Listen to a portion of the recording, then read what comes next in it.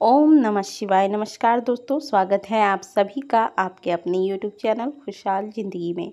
दोस्तों आज बात करेंगे 16 अक्टूबर दिन सोमवार नवरात्रि के दूसरे दिन के बारे में। नवरात्रि के दूसरे दिन माता के दूसरे स्वरूप माँ ब्रह्मचारिणी की पूजा की जाती है। माँ ब्रह्मचारिणी के नाम में ही उनकी शक्तियों का तथा उनकी महिमा का वर्णन मिलता है। ब्रह्म अर्थात तप और चारिणी का अर्थ होता है चारण करने वाली, अर्थात तप का आचरण करने वाली देवी को ब्रह्मचारिणी कहा जाता है। माँ की पूजा करने से भक्तों को संयम, त्याग, सदाचार आदि में वृद्धि होती है। जीवन में कठिन से कठिन समय भी माता की कृपा से बड़ी ही आसानी से निकल जाता है। माँ के भक्त जीवन में चाहे कितनी भी बड़ी विषम परिस्थिति क्यों न आ जाए, अपने मार्ग से कभी भी विचलित नहीं होता है। तो आइए जानते हैं माता ब्रह्मचारिणी की पूजा विधि क्या है, माता का प्रिय रंग क्या है, प्रिय भोग क्या है, मंत्र क्या है तथा माता की कथा क्या है। ये पूरी जानकारी लेकर जाइएगा, क्योंकि पूरी जानकारी के साथ ही जब हम माता की पूजा करते हैं, सही विधि से पूजा करते हैं, तो हमारा पूजा जो है वह पूर्ण होता है, पूजा का पूर्ण फल हमें प्राप्त होता है। चलिए वीडियो को आगे बढ़ाते हैं। आगे बढ़ाने से पहले आप सभी से रिक्वेस्ट है कि वीडियो को लाइक करते चलिए। हजारों वर्षों तक कठिन तपस्या करने के बाद इन देवी का नाम ब्रह्मचारिणी पड़ा था और तपस्या की इस अवधि में उन्होंने कई वर्षों तक निराहार व्रत रखा था और उनकी इसी तपस्या से प्रसन्न होकर महादेव ने उन्हें, यानी कि माता पार्वती ही, ये जो 9 दिनों में हम पूजन करते हैं माता पार्वती के ही ये अलग अलग स्वरूप है, तो जिनमें से माता ब्रह्मचारिणी भी एक स्वरूप है। महादेव ने प्रसन्न होकर इन्हें अपनी पत्नी के रूप में स्वीकार किया था। माँ ब्रह्मचारिणी का यह स्वरूप हमें यह शिक्षा देता है कि जब तक हम अपने कार्य में सफल नहीं हो जाते, हमें निरंतर प्रयास करते रहना चाहिए।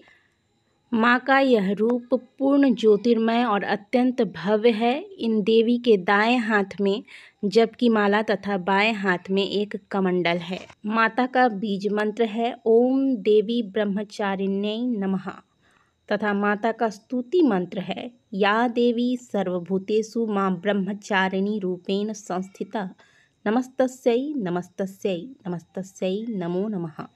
माँ का प्रिय रंग सफ़ेद है और आज के पूजन में आप लाल या हरे रंग के वस्त्र भी धारण कर सकते हैं। देखिए, आपके मन में ये बात नहीं आनी चाहिए कि हमने दिन के अनुसार, आजकल लोग नवरात्रि में अलग अलग दिन के अनुसार वस्त्र धारण करते हैं, तो आपके मन में ये बात नहीं आनी चाहिए कि मैंने दिन के अनुसार वस्त्र धारण नहीं किए तो मेरी पूजा पूर्ण नहीं होगी।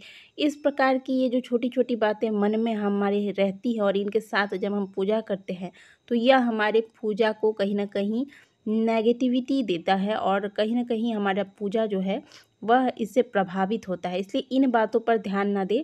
माता के पूजन में सबसे शुभ जो रंग है वह है लाल रंग। आपको अगर प्रत्येक दिन के अनुसार वस्त्र ना भी मिले तो आप केवल एक लाल रंग का वस्त्र रखिए, प्रत्येक दिन इन्हें पहनिए, उतारिए पूजा के बाद और धोकर फिर सुखा लीजिए, फिर अगले दिन उससे ही आप प्रयोग कर सकते हैं। लाल नहीं तो पीला धारण कर सकते हैं, हरा रंग धारण कर सकते हैं। केवल नवरात्रि के दौरान काले और गहरे नीले रंग का प्रयोग नहीं करना चाहिए, बाकी आप किसी भी रंग का प्रयोग कर सकते हैं।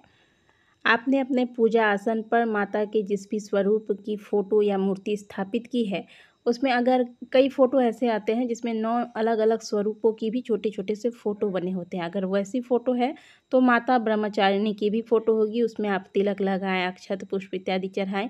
नहीं है तो माँ दुर्गा का ही फ़ोटो है, उनको ही, वही तो अलग अलग स्वरूपों में प्रकट हुई हैं, तो उन्हीं को माता ब्रह्मचारिणी स्वरूप मानकर उनकी पूजा करें। सभी माताएं एक ही हैं, बस उनका नाम और रूप अलग अलग है, ठीक है।